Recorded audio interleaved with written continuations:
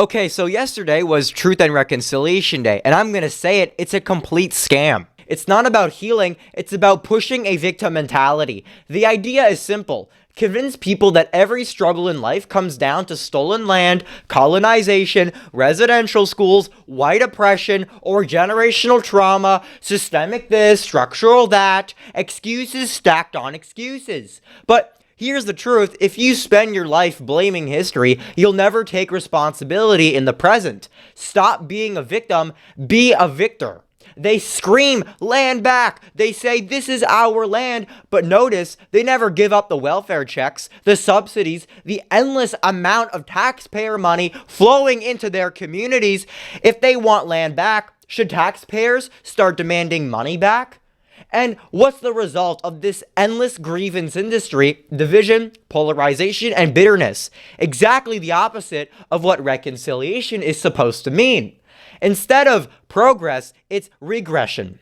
Now, let's look at the facts. Canada spends billions every single year on Indigenous affairs. 2 entire federal departments exist for this, but what's actually improved? Indigenous people are 5% of the population, yet 1/3 of federal inmates, and most of that crime, Indigenous on Indigenous, victim and perpetrator both. Why? Not systemic racism, it's addiction, poverty, homelessness, and dependence on government handouts. That's the real cycle. Poverty rates almost double the national average, unemployment higher across the board.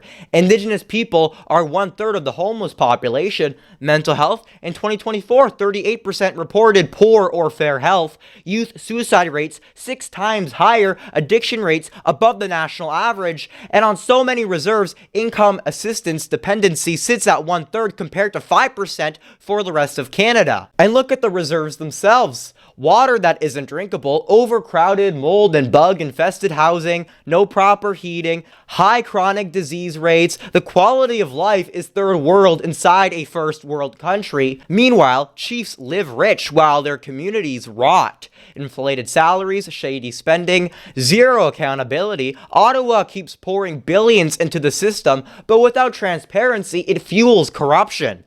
Here is the uncomfortable reality that's hard to swallow. Colonization built this country. Europeans came to largely undeveloped land and in 300 years turned forest into first world cities, industries, and prosperity. The British and the French built Canada into a modern nation, and now bad policies are tearing it all down. And of course, the endless whining about residential schools. Yes, conditions were harsh. Kids died, mostly of disease. But the so-called mass graves panic in 2021, radar picked up soil disturbances, not bodies.